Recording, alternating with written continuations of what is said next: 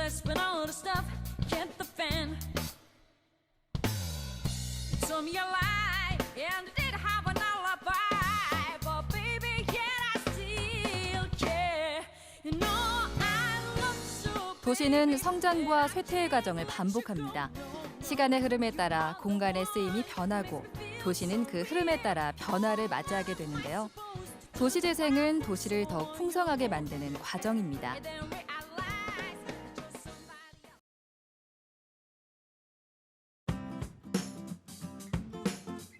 버려진 공간에 새로운 활력을 불어넣는 도시재생은 우리에게 익숙함과 동시에 새로움을 선사합니다.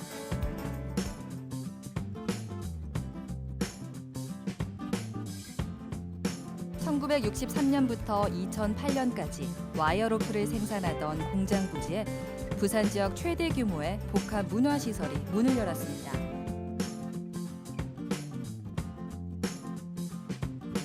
(45년간) 와이어로프를 생산하다 공장 이전으로 가동을 중단하게 됐던 이곳. 폐공장으로 남아있던 이 공간이 2016년부터 문화공장으로 탈바꿈하게 됐습니다.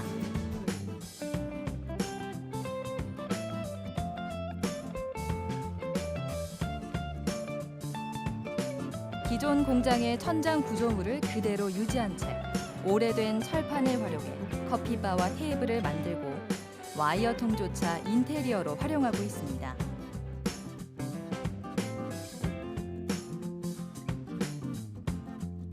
건물을 지탱하며 공간의 오랜 역사를 뒷받침했던 자재들은 현대 건축 디자인과 조화를 이루는데요. 시간의 흔적으로 만들어내는 세월의 멋은 독보적인 가치를 드러냅니다. 이곳은 2017년 문화체육관광부로부터 폐산업시설 문화재생사업으로 선정돼 부산시와 협력을 통해 탄생하게 됐습니다.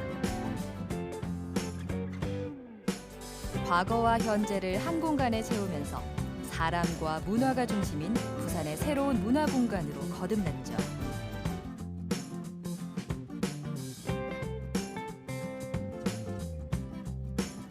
한때는 버려진 공간이었던 3,200평 규모의 폐공장. 이제는 시민들이 휴식하고 힐링할 수 있는 공간이자 예술가들이 마음껏 기량을 펼칠 수 있는 터가 되어주었습니다. 덕분에 사람들의 발길이 끊이지 않는 부산의 대표 명소가 됐는데요.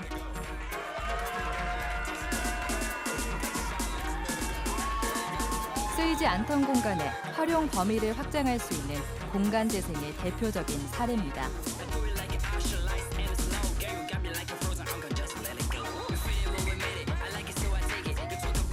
여전히 도시의 재생을 개발에 국한되게 생각하는 사람들이 많습니다. 하지만 재생은 그 이상의 의미를 갖는데요. 가치를 보존하면서도 상권은 살리고 청년을 유입시켜 활기를 띠게 만드는 것이죠. 청년들이 늘어나면 문화가 형성되고 경제가 살아나면서 자연스러운 재생이 이루어질 겁니다.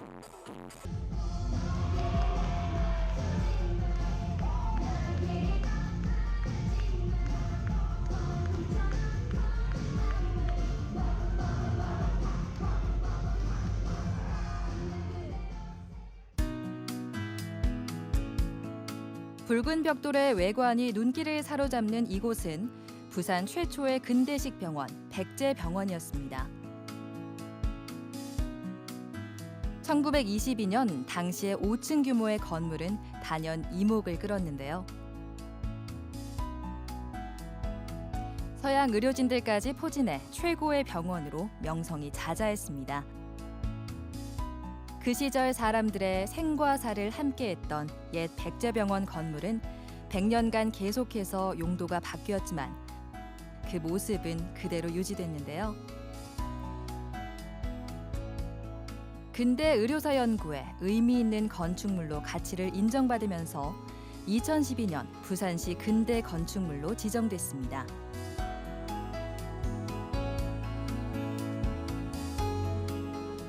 지금은 병원의 모습을 최대한 살려 시민들을 위한 휴식 공간으로 재탄생됐는데요. 옛 백제병원은 100년이란 세월 동안 생과 사를 마주하던 공간에서 삶의 쉼표를 주는 공간으로 같은 자리에서 한결같이 사람들을 맞이하고 있습니다. 사람들의 발길을 모으는 것은 새로움만은 아닙니다. 낡고 익숙한 것에서 새로운 가치를 발견해가는 사람들도 있죠. 여기 이곳에서는 쓸모없음에서 쓸모 있음을 발견하고 우리가 알던 공간을 되짚어보려는 움직임이 또 다른 움직임을 만들어내고 있습니다. 공간의 가치는 사람들의 마음가짐에 달린 것이죠.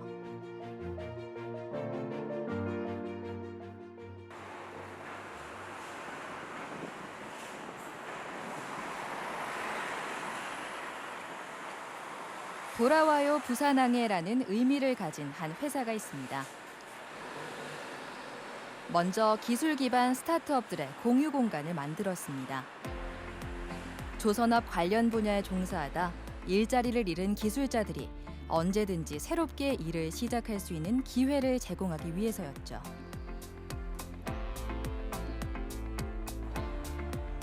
이 공간을 통해 엔지니어들이 새로운 희망을 만들어 나갈 수 있도록 지원을 아끼지 않고 있습니다.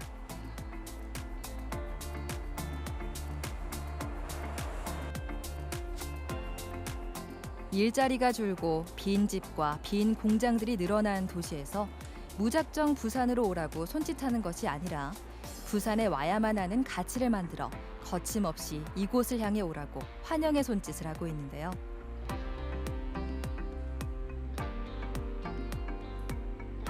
이 손짓에 이끌려 부산을 찾은 청년도 있습니다. 긴 삶을 두고 봤을 때 내가 더 다이나믹하게든 더 재미나게든 내가 발전할 수 있는가, 그런 거를 상상하기에 너무 이제 대도시 위주로 그런 선택지들이 산재해 있으니까 어쩔 수 없이 대도시를 바라볼 수밖에 없는 것 같아요. 그리고 제가 생각했을 때 제가 지금 거주하는 일을 하는 곳이 약간 진짜 그냥 말하면 찐 부산 같다고 생각을 해서 이 풍경들에 대해서, 그리고 그냥 스쳐 지나가지 않고 제가 도시재생 관련 일에 있다 보니까 이제 이거에 대해서 좀 디테일하게 생각을 해야지 도움이 되니까 그런 습관을 들이려고 노력을 하고, 그러다 보니까 좀 되게 원래 살던 때보다 그 이상으로 부산이라는 곳이.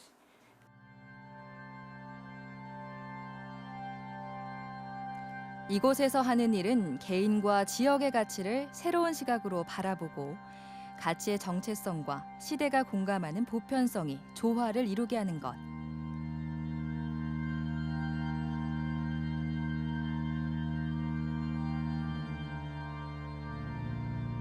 북항이 보이는 골목길의 끝, 선박용 발전기를 제조하던 공간을 아티스트들의 무한한 상상력으로 가득 채웠습니다.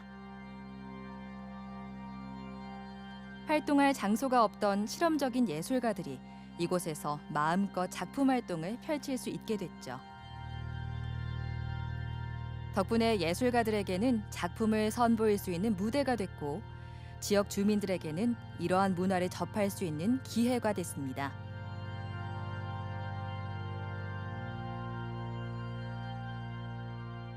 부산이 우리나라에서는 두 번째로 큰 도시라고 얘기함에도 불구하고 여러 가지 인프라나 아니면 기타 우리가 흔히 말하는 삶의 질의 부분에서는 크게 만족할 만한 수치를 못 보이고 있다고 하는 걸 확인했거든요.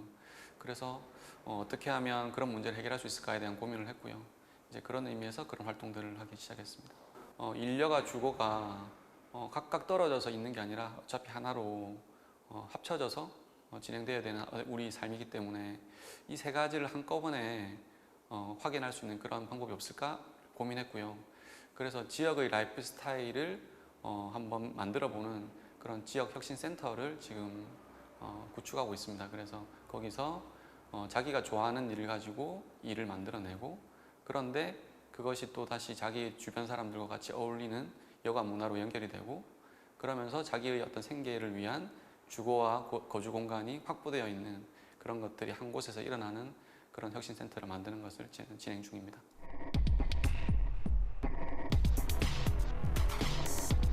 도시의 조건 때문에 사랑하는 도시를 떠나지 않도록 일자리, 여가, 주거의 문제를 한꺼번에 해결하고자 했습니다.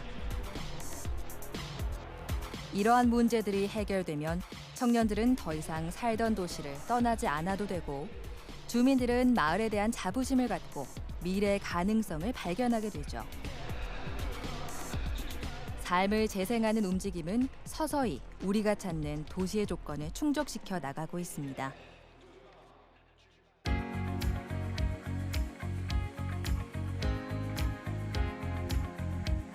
우리의 이러한 움직임에 앞서 도시재생이란 개념을 가장 먼저 도입한 나라가 있습니다. 영국 런던의 도크랜드. 옛 항만 지역의 수변 공간을 재생한 곳입니다.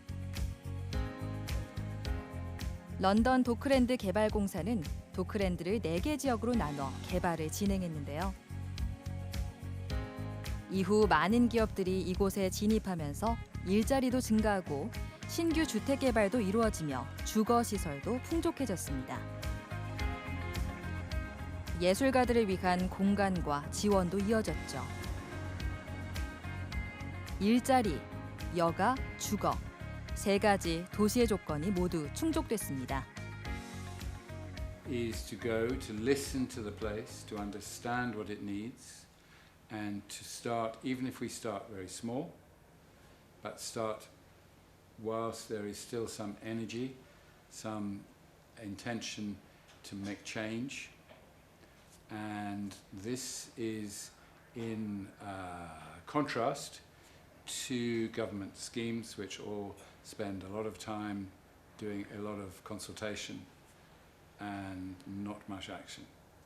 So our principle is to try and keep all the decisions within our own control and to move quickly forward. 환경과 효율, 그리고 지역민의 목소리를 생각하며 완성한 트리니티 V워프. 이곳을 대표하는 건물 컨테이너 시티는 재활용 소재를 80% 이상 사용해 예술가들의 주거 공간과 작업실로 사용하고 있습니다.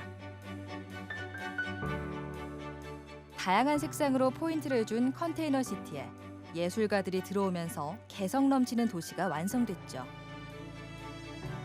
The reason that we moved to containers was because many of the artists for whom we provide space are not very rich.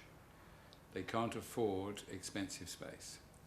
So we looked around for a method, a system that would create studio spaces for replacement space for artists and people in the creative industry.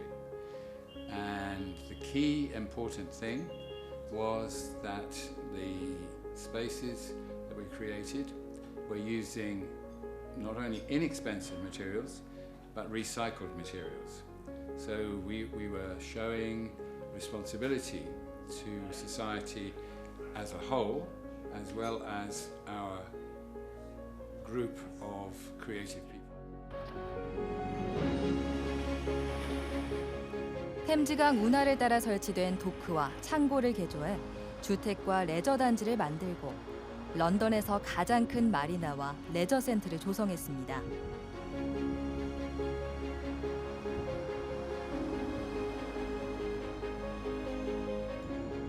주변 금융시설과 연계해 대규모 금융허브로 발전했죠.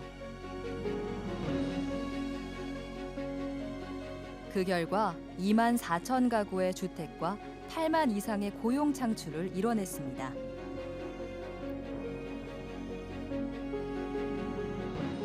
주민들에게는 더할 나위 없이 만족스러운 도시 재생의 결과였죠.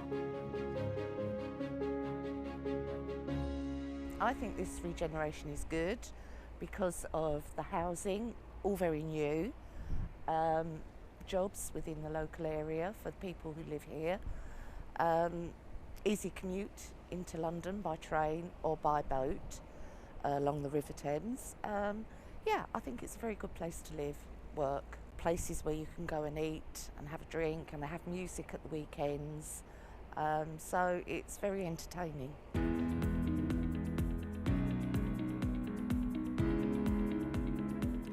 도크랜드를 더욱 살기 좋은 곳으로 만든 것은 런던 도심을 가로지르는 경전철도 한 몫을 합니다.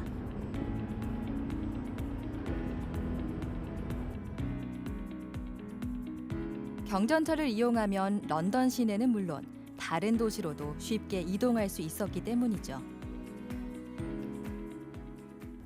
I think it's good because, like, for example, for me and my family, we just came to this area because my husband found a job in this area here, but you know, it's growing a lot. So we see each day like different people coming. So, you know, particularly for us, it was good. 영국의 초고층 건물들이 몰려있는 카나리 워프. 국제적인 금융회사들이 밀집된 금융특구입니다.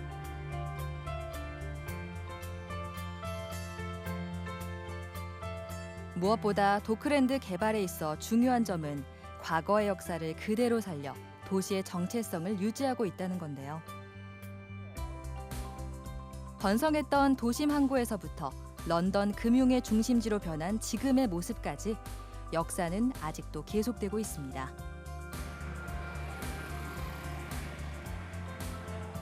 주민이 주도한 주민 참여형 도시재생도 눈길을 끕니다. 재개발 얘기가 오고 갈 당시 주민들은 자신들의 삶의 터전을 잃어버리는 것을 완강히 반대했습니다. Coin Street Community Builders is a not-for-profit company that was set up following a long campaign back in the 1970s, 1980s about the future of this part of London when it was all derelict. In 1984, we bought this 5.5 hectare site. It was all derelict at the time. This was a cold store. There was no greenery in this area. And you can see today we've laid out parks. We've got housing like the co-op housing behind, all low rent housing. 처음부터 끝까지 지역 주민의 힘으로 지금의 코인 스트리트를 완성했습니다. 오랫동안 방치됐던 공간을 문화, 상업적인 공간으로 재탄생시킨 가브리엘 워프.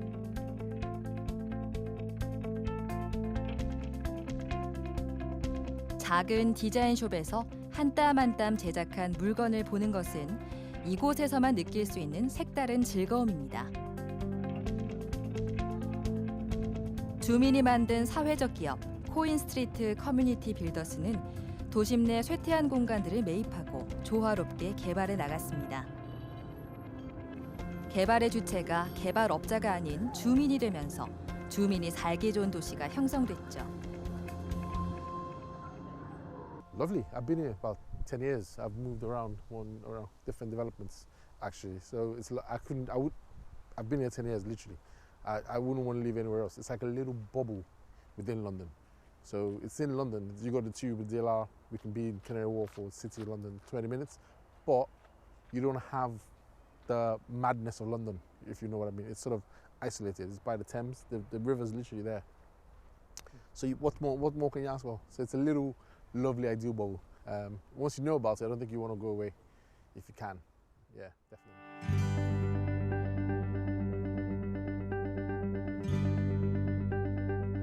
공간이 가진 의미와 역사성을 무시한 채 이익만을 바라본 무분별한 재개발은 도시의 가치를 훼손하고 원주민들을 밀려나게 합니다.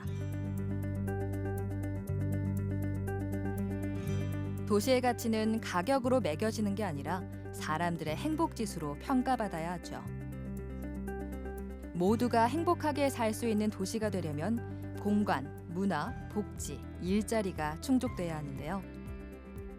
우리가 꿈꾸는 도시의 미래는 모두의 노력에 달려 있습니다. 지속 가능한 도시, 경쟁력을 갖춘 도시가 되려면 청년의 역할이 무엇보다 중요합니다. 전문성을 갖춘 청년들이 지역에서 도시의 기능을 강화하고 새로운 생기를 불어넣는 열정이 필요하죠. 최근 청년들은 도시를 살리기 위해 스스로 두 팔을 걷어붙였습니다. 자신의 지역에 스며들고 청년이 할 수 있는 방법으로 도시를 재생하기 시작했죠. 청년들에게 오피스 공간을 제공하고 마음껏 꿈을 펼칠 수 있도록 돕는 공유 오피스들이 늘고 있습니다. 창업을 준비 중인 예비 창업자나 소규모 창업에 성공한 창업자들이 공유 오피스를 성장의 발판으로 삼고 있죠. 실제로 공유 오피스를 거쳐 회사의 규모를 키워나간 청년들의 수도 꾸준히 늘고 있다고 하는데요. 이곳에 입주한 청년 창업가들은 공유 오피스의 장점을 뭐라고 생각할까요? 썸 인큐베이터라는 초기 스타트업들을 인큐베이팅하는 사업이 있습니다. 그쪽에서 저희가 초기 1기에 이번에 선정이 돼서 진행을 하게 되었고 그 계기로 저희는 여기 공유 오피스에 입주하게 됐습니다. 공유 오피스의 장점은 두 가지 키워드가 있다고 생각하는데 하나는 바로바로 피드백을 받을 수 있다는 점, 그리고 복지 향상이 굉장히 좋다는 점인데 복지 같은 경우에 저희 같은 초기 스타트업들은 몸집이 굉장히 작기 때문에 직원들 일일이 이렇게 복지에 대해서 저희가 신경 쓰는 게 굉장히 좀 어렵습니다. 근데 공유 오피스에 입주하게 되면은 넓은 라운지라든지 회의 공간 그리고 커피 머신이라든지 이런 직원들이 복지 향상하는 데 좀 더 많이 도움이 되고 업무에 좀 집중할 수가 있고 그리고 초기에 좀 모르는 영역이 많지 않습니까? 그 영역이 이제 옆 사무실에 잘하시는 기업 대표님들이 많기 때문에 찾아가서 바로바로 피드백을 받을 수 있다는 점이 굉장히 장점인 것 같습니다. 공유 오피스는 창업 초기에 비용을 줄일 수 있어 예비 창업자들에게 큰 힘이 됩니다. 이곳은 단순히 업무 공간을 나누는 것이 아니라 다양한 분야에서 모인 창업인들이 각자 잘하는 것들을 공유해 나가는데요. 혼자서는 어려웠던 일들도 함께 머리를 맞대면 시너지 효과를 만들어낼 수 있습니다. 지금 7년 전에 그 청년 창업인들이 모였었습니다. 근데 그 청년 창업인들이 각자의 지역에서 이제 창업을 하게 됐는데 한 곳에서 모이면 좀 더 파급 효과를 낼 수 있지 않을까. 각자 하던 거를 이제 한꺼번에 모여서 이제 창업하기로 한 그 계기로 공유 오피스를 만들었습니다. 그 창업인들이 처음에 사업을 시작할 때 이제 사업자 등록증 내는 거, 그다음에 세무, 그다음에 경영, 노무 이런 걸 여러 가지들을 지금 준비를 해야 되는데 처음 창업을 하면 그거를 잘 알지를 못해요. 그러면 이제 그런 거를 처음부터 육성을 하고 그다음에 뭐 사업 계획서 만드는 거, 자금 융통할 수 있는 이런 여러 가지 분들을 못해도 한 100가지는 될 것 같아요. 근데 그 100가지들을 누군가 선배 기업들이나 아니면 잘 알고 있는 뭐 기업들이 있다든지 그런 기업들한테 이제 전수를 받으면 이래 삥 둘러가는 거를 직선으로 갈 수가 있거든요.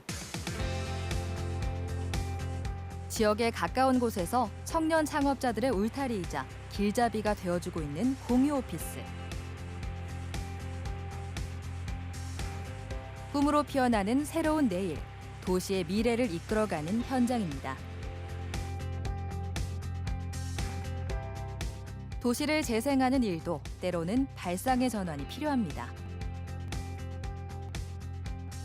모두가 잘 닦여진 길에 집중하고 있을 때 방치된 이면은 범죄 위험이 도래한 우범지대로 지역 주민들의 불안감을 가중시켰는데요.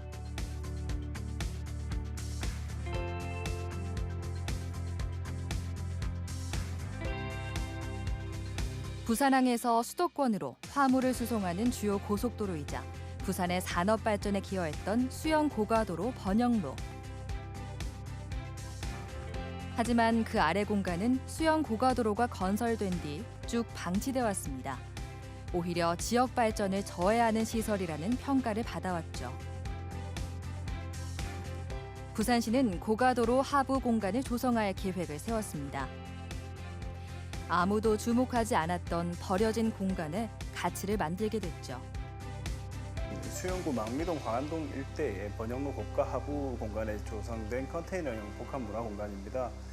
지역을 단절시켰던 이 고가 하부 공간을 다시 지역을 연결시킬 수 있는 매개체로서 활용하기 위해서 조성된 공간이라고 생각하시면 될 것 같습니다. 특히 이 물동량이 옮겨 다니던 그 번영로라는 지역 특성과 부산 물류도시 부산의 특성을 살린 컨테이너형으로 공간을 조성하게 되었고요. 이름 역시 부산의 비와 부산을 담는다라는 의미의 컨테이너를 합성해서 조성된 그런 시설입니다. 전국 최대 규모로 만들어진 복합 문화생활시설 비콘 그라운드. 이곳은 주민들에게 새로운 에너지를 가져다 줄 수 있을까요? 여기에는 제로 웨이스트를 이제 표방하고 계시는 다른 타 기업의 제품들을 저희가 선별해서 저희가 판매를 하고 있습니다. 제로 웨이스트, 쓰레기가 배출되지 않는 포장지부터 저희가 쓰고 있는 치약에도 미세 플라스틱이 들어있기 때문에 이런 플라스틱이나 이런 것들이 전혀 배출되지 않도록 미세 플라스틱이 전혀 포함되지 않는 씹는 치약이라든지 대나무로 만들어진 칫솔, 그리고 소포넛이라고 해서 물과 열매만 넣어 섞어 쓰는 이제 액상세제, 이런 것들을 저희가 판매하고 있습니다. 조용하던 도시가 전환의 에너지를 만들어내고 있습니다. 청년을 위한 창업 공간과 예술인들을 위한 창작 공간, 주민들을 위한 대관 시설 등으로 재탄생됐는데요. 청년들의 잠재력과 창의력을 바탕으로 새로운 내일을 개척해 나가고 있습니다. 저희는 스페셜티를 생산해서 전국의 약 80개 가량의 멤버들에게 이게 납품과 그리고 운영을 할 수 있는 노하우들을 전수해주고 있고요. 지금 비콘 그라운드 여기에서 저희들은 베르크 로스터스이자 베르크가 앞으로 어떻게 발전할 거고 여태껏 어떻게 발전했는지 저희들의 모습을 보여드리고 저희들이 간단한 커피를 대접하고자 준비하고 있습니다.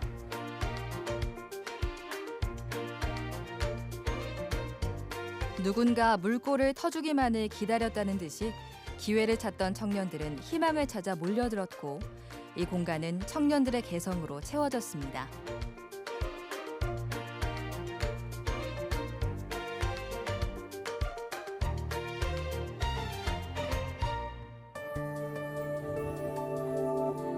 스웨덴의 항구 도시 말메. 이곳은 친환경 도시 프로젝트의 성공 사례로 꼽힙니다. 한때는 스웨덴 최대 조선소 코쿰스가 있던 곳이었는데요. 조선소와 대형 크레인이 있던 자리는 54층 규모의 꽈배기 모양 건물이 들어섰습니다. 바닥을 기준으로 꼭대기까지 90도로 방향을 트는 형태의 이 건물이 들어서면서 말메시도 큰 전환을 맞이했습니다. 도시가 개발되면서 간과하기 쉬운 부분이 바로 환경인데요. 말메시는 기존의 공업도시에서 벗어나 삶과 교육, 직장과 환경이 조화를 이루는 내일의 도시를 만들고자 했습니다.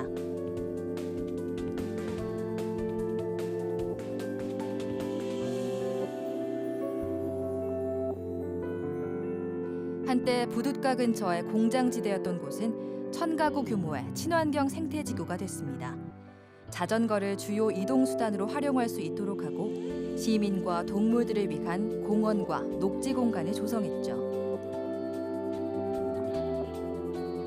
도시 전체에 필요한 에너지를 100% 신재생 에너지로만 충당하면서 스웨덴 최초의 환경 친화지구로 지정됐습니다.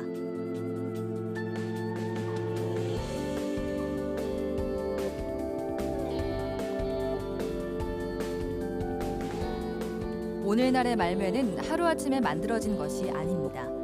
20년이 넘는 세월 동안 서서히 지금의 모습을 갖춰나갔죠. 세계에서 가장 살기 좋은 도시로 떠오르며 청년들이 모여들면서 도시의 활기를 띠게 하는 말메의 기적을 일으켰습니다.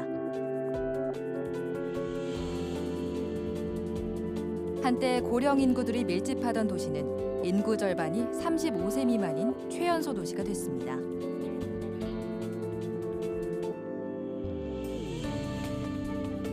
말 그대로 사람 냄새 나는 공간이 된 이곳. 여유롭고 한적한 모습을 보고 있자니 이곳을 왜 세계에서 가장 살기 좋은 도시로 선정했는지 알 것 같네요.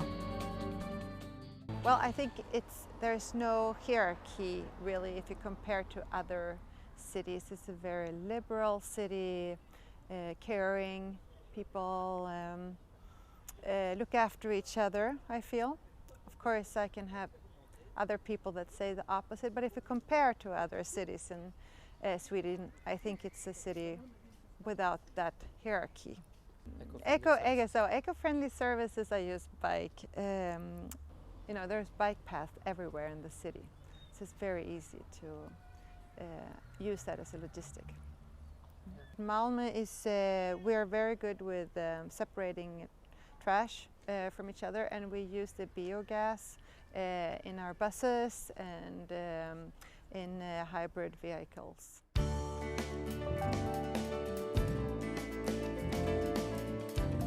말매시 어디에서든 자전거를 타고 다니는 사람들을 만날 수 있습니다.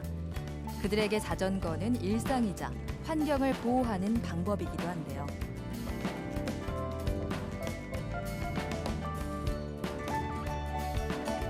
자전거를 이용하는 사람들이 늘면서 자전거 전용 도로나 아파트가 만들어지기도 했습니다. 옛 모습을 고스란히 유지하고 있는 붉은 벽돌 건물. 이곳은 옛 코금수 조선소 건물입니다. 겉모습은 그대로 유지한 채 내부는 전혀 다른 분위기를 풍기는데요. 창업 인큐베이터로 조성해 스타트업 기업을 위한 창조적인 공간으로 탈바꿈했습니다. Well, I think Malmö as a startup city or a startup community is quite special. It differs from the nearby cities. For example, the city of Lund, which is the oldest university city in Sweden. It's the youngest popularity-wise, population-wise city in Sweden. So I guess that is why it's very digital, and it's very, there are no boundaries, so you can actually do anything. If you want to do something, you can do it in Malmö. It's like the Wild West of the US, I guess. The city of Malmö is, of course, supporting this in many different ways. I mean, it's projects, it's infrastructure. For example, the incubator, Malmö Incubator, is supporting a lot of startups. The last year, I think 2 of them were sold to Facebook and Apple, I guess. So it's quite successful. 이곳에는 다양한 스타트업 기업들이 입주해 있습니다. 대부분 정부의 지원을 받고 있고 기존 회사들과의 새로운 결합을 기다리고 있죠.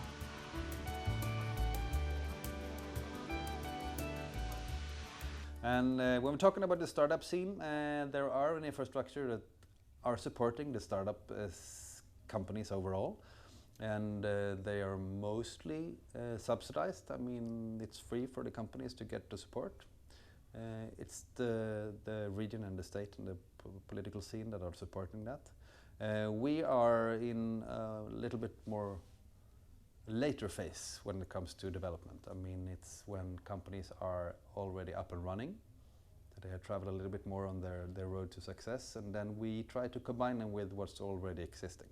So new, interesting companies that need support of the ones that really already exist. So that's what we do. So we try to get the new ones with the old ones, the small ones with the big ones, and try to, in that way, make them find ways to more innovation and growth.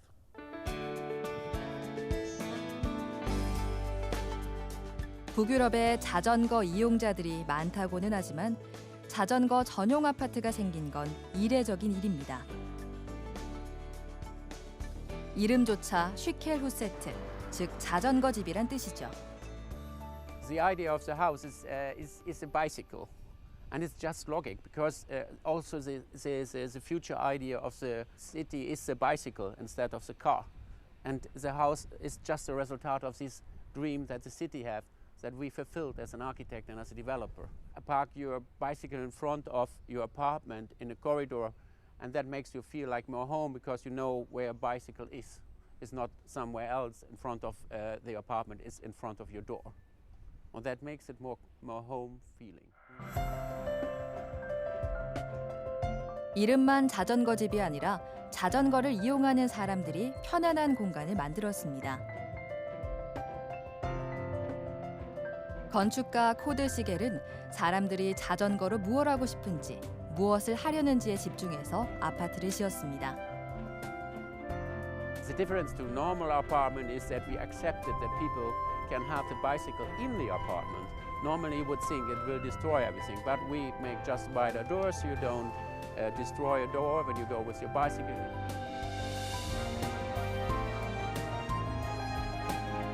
자전거와 함께하는 일상의 모든 부분이 편안하도록 만들어졌습니다.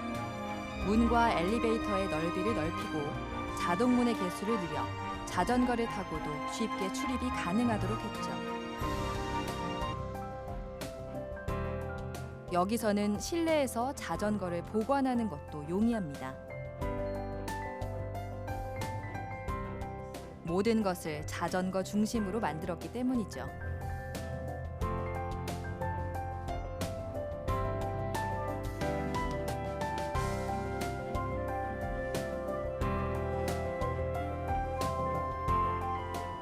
I would like that the people open their ground floor to the street, and I would like that the people go by bicycle because it's easier to stop and it's easier to look to each other in the eyes. So getting nearly more contact, I would say. That's my dream about the city.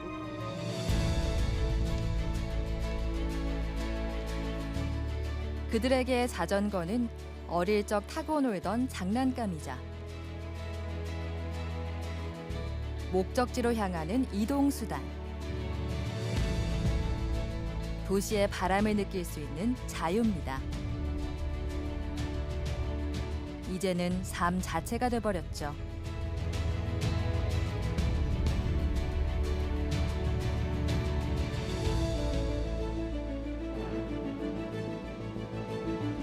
환경을 고려하고 미래를 위한 재생을 생각했던 말묘. 우리는 말묘시에서 미래의 우리 도시가 가야 할 지향점을 배웁니다. 친환경 도시가 되면서 공기가 맑아지니 시민들의 삶의 질과 행복 지수가 높아졌습니다. 사람 중심의 도시가 된 것이죠. 더불어 도시의 가치도 상승하게 됐습니다. Comes to eco-friendliness, I think that I am a real fan of the Malmö by bike. So I pay every year for having the opportunity to just go and get a bike and bike wherever I want in the city. I think that's really good, a good thing. And I commute to my job every day. I still have a car though, sometimes you need that. And we have a lot of recycling, and I think that in the city there's really good opportunities for recycling all the things that you need to get rid of. 첨단 일자리와 살기 좋은 환경을 찾아 다양한 나라에서 말묘를 찾아오고 있습니다. 지금의 말묘를 만든 건 시의 추진력도 중요했지만 주민들이 똘똘 뭉쳐 친환경 도시 만들기에 앞장섰기 때문인데요.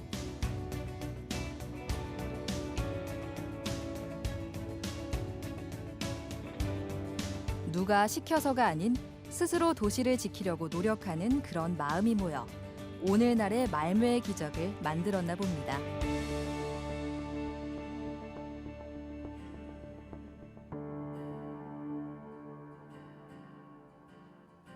부산의 역사와 애환이 스며들어 있는 삼복도로에 주민들을 위한 이벤트가 펼쳐졌습니다.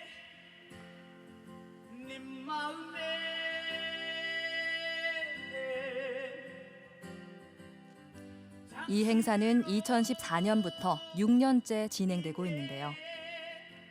올해는 음악 공연과 함께 영화 상영회를 개최하며 삶에 지친 사람들의 마음을 어루만져주고 있습니다.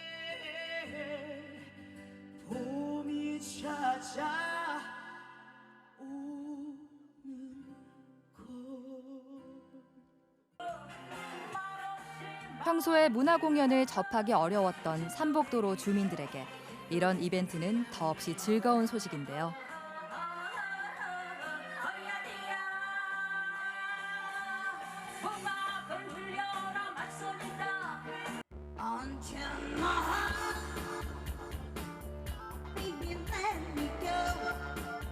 조용하던 동네가 음악 소리와 함께 주민들의 웃음소리로 가득 채워졌네요.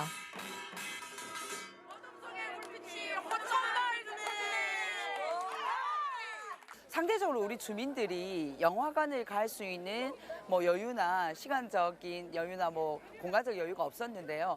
주민들에게는 이런 영화제를 통해서 영화를 볼 수 있는 기회를 제공해 드리고 또 호천마을을 찾으시는 관광객들에게도 왔을 때 그냥 야경만 보고 가는 것이 아니라 다른 어떤 문화적인 것도 좀 즐기고 가셨으면 좋을 것 같아요. 그래서 저희가 이 호천마을 카페를 그냥 단순히 커피만 마시는 카페가 아니라 이벤트 카페로 좀 만들어서 오시는 관광객들에게는 볼거리를 제공하고 또 우리 지역 주민들은 이걸 통해서 경제적인 효과도 도시재생과 문화를 함께 엮어나가는 호천마을을 만들어 보려고 고민하고 있는 중이고요. 지역 주민들에게 문화적인 어떤 혜택도 드리고 오시는 관광객도 함께 즐길 수 있는 그런 일거양득의 효과를 노리기 위한 노력들을 하고 있습니다.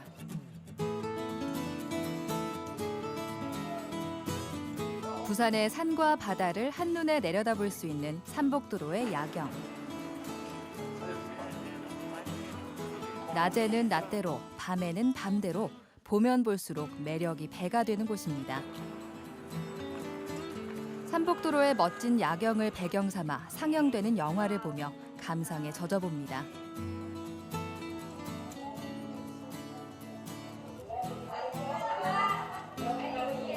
선선한 바람을 맞으며 영화 속에 점점 빠져들어가는데요. 그렇게 호천마을의 밤은 깊어만 갑니다.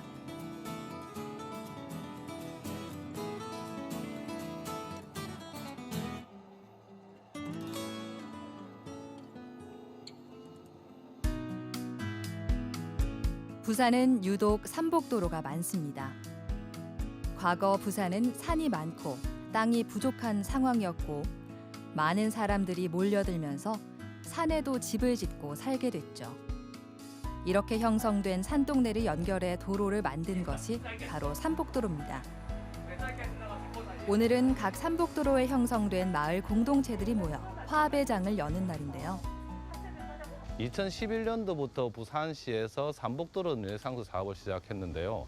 동구, 중구, 서구, 진구 등을 중심으로 각 마을 지역의 마을 공동체를 형성했습니다.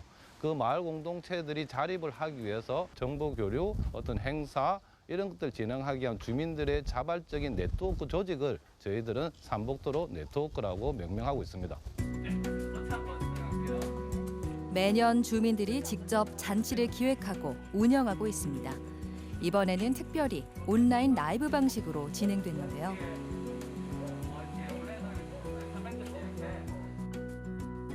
(10주년을) 맞이하고 있는 삼복도로 르네상스 사업.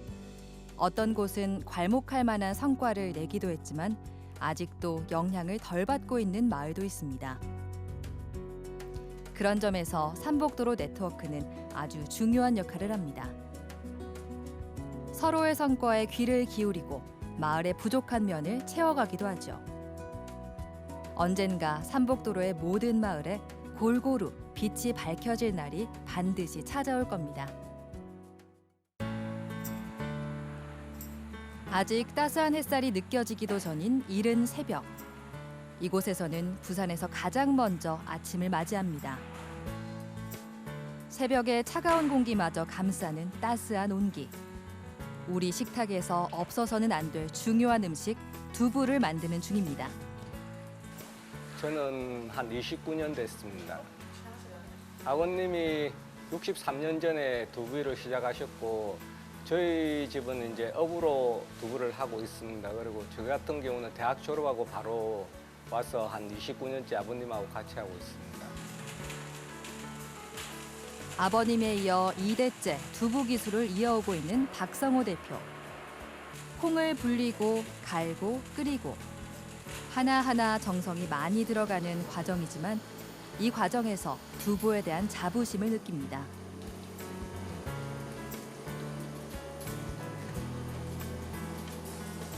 산업이 발전하면서 점점 모든 것이 공장화, 자동화가 되어가고 있는 요즘. 이곳처럼 두부의 전통과 명맥을 잇는 곳은 찾아보기 어려워졌는데요.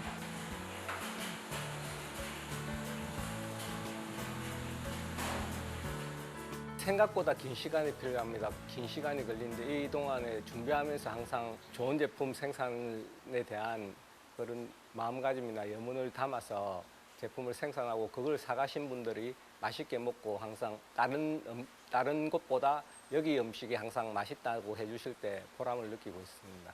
치자를 열 자리에 흑임자를 넣으면 흑임자 두부가 됩니다. 모든 두부가 가능합니다. 이 천연 식재료를 해갖고 국산콩 해갖고 만드는데 사람과 기술을 연결하는 기술 전수 교육을 통해 지역의 문화와 경제 살리기에 나섰습니다. 영도구 복례동 도시재생 사업의 일환으로 지역 내 노포 및 그리고 상인들의 오래된 전통 기술을 예비 창업자들에게 전수하면서 창업을 지원해주기 위해 시작을 하게 되었습니다. 예비 창업자가 아닌 실제 사업자를 보유하고 계신 교육생이 들어오셔서 역량 강화를 통해서 사업장을 확대하는 목적을 이루기도 하셨습니다. 네, 됐습니다. 잘하고 있습니다. 2017년부터 시작된 기술 전수 교육. 두부뿐 아니라 어묵과 같은 지역의 전통 산업 기술을 창업 희망자들에게 전수하고 있습니다. 저희가 아버님한테 받은 기술을 이제 좀 더 많은 사람한테 활용할 수 있는 계기가 될 것 같고 좀 더 많은 사람이 맛있는 두부를 먹을 수 있고 이 프로그램을 통해서 배운 기술을 잘 활용해서 창업도 하시고 또 사업도 계속 번창했으면 좋겠습니다.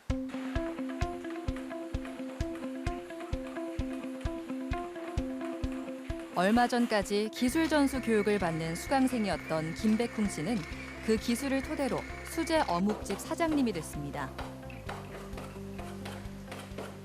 재활 기간 다 합쳐서 뭐 6개월 가량 크고 작은 수술은 3번을 했고요. 그러다 보니까 재활 기간도 한 2년 정도 걸린 것 같습니다. 대한민국 가장들이 다 마찬가지일 수도 있겠지만 흔히 말하는 라면 정도 끓이는 실력 정도였어요. 근데 이걸 하다 보니까 뜻밖의 재능이라고 해야 되나?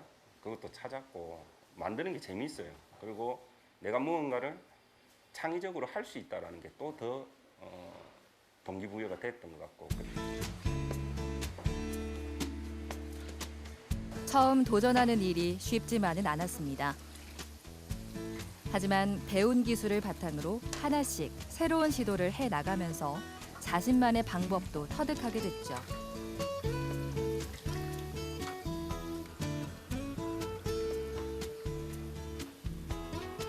손님들의 취향을 고려해 신메뉴를 개발하는 것은 장사를 하면서 찾은 새로운 즐거움입니다. 애들이 요즘 패스트푸드를 좋아하다 보니까 감자칩을 좋아하잖아요. 어묵으로 만들면 더 건강한 간식거리를 만들 수 있겠다 싶어서 거기에서 응용을 해서 제가 한번 만들어 봤는데 어른들한테는 술안주로도 좋고 애기들한테는 영양 간식으로도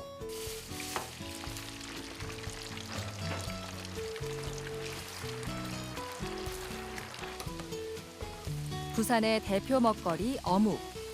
지역 장인의 노하우와 기술을 청년들이 전수받고 새로운 세대가 좋아할 만한 신메뉴 개발로 이어져 어묵이 재발견된다면 지역 상권도 살리고 더 오래오래 부산의 대표 먹거리로 사랑받게 될 겁니다.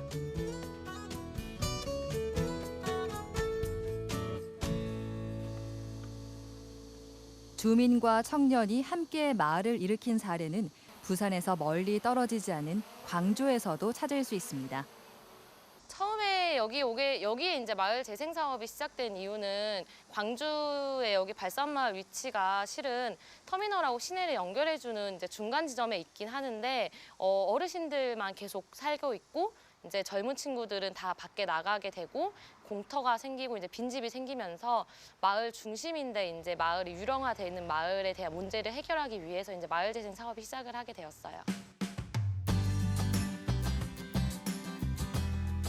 광주의 대표적인 달동네 발산마을.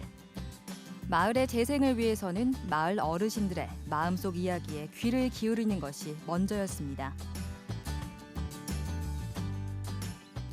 처음에 처음에 이제 저희가 들어와서 활동을 하면서 마을 어르신들한테 이제 좀 수요조사나 이제 인터뷰들을 진행을 했었어요. 좀 어떤 마을이 됐으면 좋겠는지. 네, 발산마을이 처음에 마을을 이루게 된 계기는 좀 피난민들이 정착했지만 인구수가 늘어나게 된 계기가 여기 마을 건너편에 전남방직이라는 방직 공장이 크게 있었어요. 그때 이제 여공들이 여기 마을에 새빵살이를 하면서 살았거든요. 그때 좀 젊은 친구들도 마을에 살고 여기서 함께 어울리면서 그 친구들을 좀 응원해줬던 그때가 제일 좀 살기 좋았다는 마을이라고 얘기를 하셨어요. 그래서 좀 여기서 같이 다시 꿈을 꿔봤으면 좋겠다. 그래서 슬로건을 좀 청춘 발산마을 이렇게 생겨나게 되었습니다. 청춘 발산마을을 만드는데 가장 중점을 두었던 것은 디자인과 사람 그리고 문화였습니다. 그리고 마을 주민들이 변화에 잘 어우러질 수 있도록 새로운 마을의 주체로 청년들을 참여시켰죠. 주민과 청년의 만남은 큰 시너지 효과를 만들어냈습니다. 함께 참여할 수 있는 문화를 만들어내면서 주민들의 삶을 더욱 풍요롭게 만들었죠. 이곳에서는 주민들이 주인공이 돼 스스로 아이디어를 내고 그것을 토대로 함께 마을을 가꾸어가고 있습니다.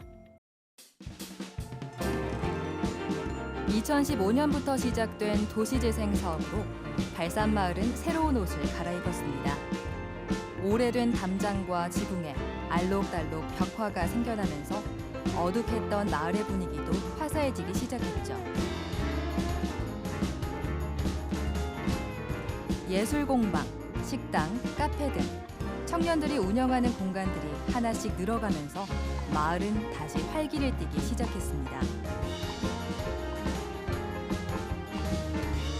마을 사람들은 이런 변화에 사람이 살고 싶은 동네가 되어가고 있다고 말합니다. 삭막하던 발산마을의 풍경은 사람들의 마음으로 따뜻하게 온기를 발산하게 됐습니다.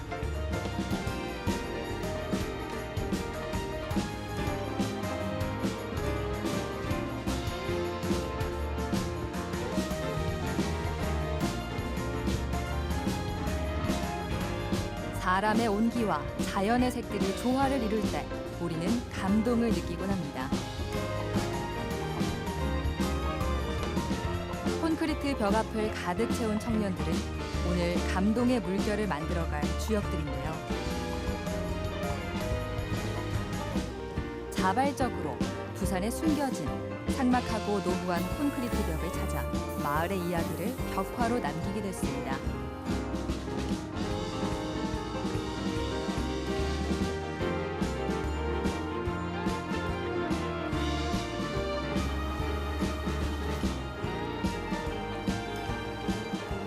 과거에는 연지동에 연못이 있었다고 해요. 현재는 연지 초등학교 위치에 연못이 있었다고 하는데 과거의 연못과 현재 초등학교를 함께 그림으로써 연지동의 역사를 조금 더 알 수 있도록 하는 마음. 일단 동네에 이렇게 막 쓰레기가 쌓이고 지저분했던 공간이 이렇게 변했구나라는 마음에 조금 내 동에 대한 만족감과 행복한 마음을 가졌으면 좋겠고요. 사람들이 약속을 서로 잡을 수 있는 뭔가 작은 의미의 랜드마크 같은 거기 연지초등학교 앞에 그 그림 있는데 거기서 보여 라는 그런 작은 의미의 랜드마크.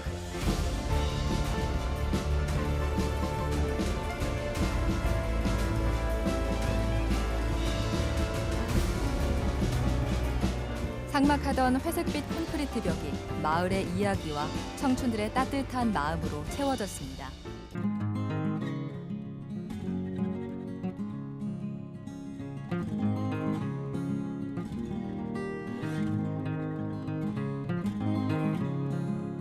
우리는 아주 오래전부터 삶의 터전을 개척하며 살아왔습니다. 도시를 만드는 것부터 사람 중심으로 이루어졌고 도시의 재생도 사람 중심으로 이루어져야 하죠. 우리의 세월이 남긴 흔적을 보듬고 청년과 노년층이 화합하고 스스로 변화의 중심에 앞장서는 우리의 이야기. 우리 도시의 행복 온도를 높이기 위해 도시를 살리는 사람들의 이야기는 앞으로도 계속될 겁니다.